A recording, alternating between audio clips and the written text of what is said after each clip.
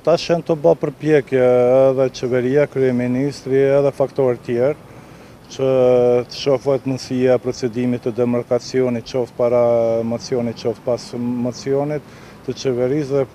për neve nuk paraqet ndonjë shqetësim.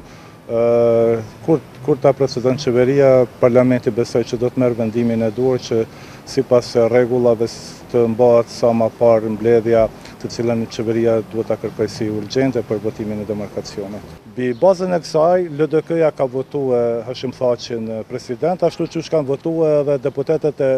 PDK-s për zgjedhjen e Isa Mustafës kryeministër.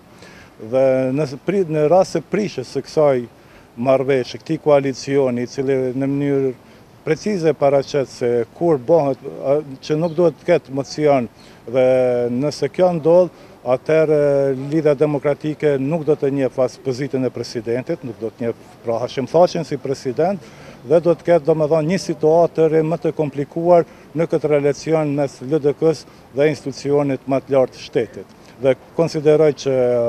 kjo ikje prej përgjegjësisë qoftë për shkaqe të cilat priten me ndodhur ose për shkak të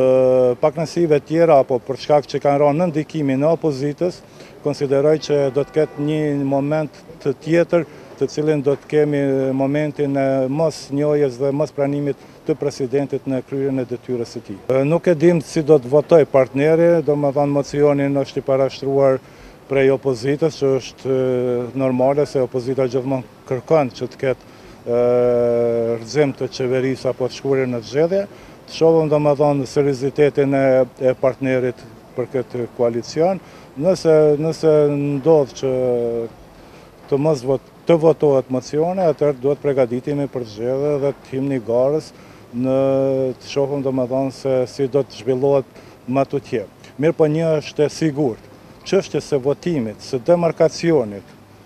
po kjo qeveri, apo qeveria tjetër, apo tjetra, apo kështu me radhë, cili do që t'jetë kryeministër, do t'a votojnë këtë demarkacion që është. LDK-ja i ka votat për demarkacion edhe besoj që deputetët e LDK-s duhet jenë të përgjithshëm dhe në nivelin e detyrës të cilën e kanë marrë si deputet të LDK-s dhe çdo deputet i LDK-s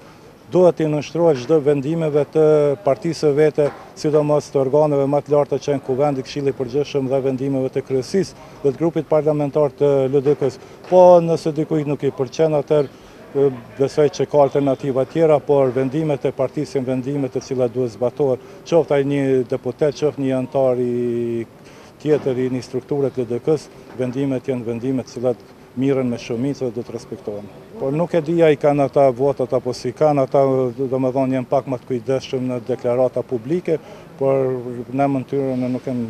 në gjendje me fol.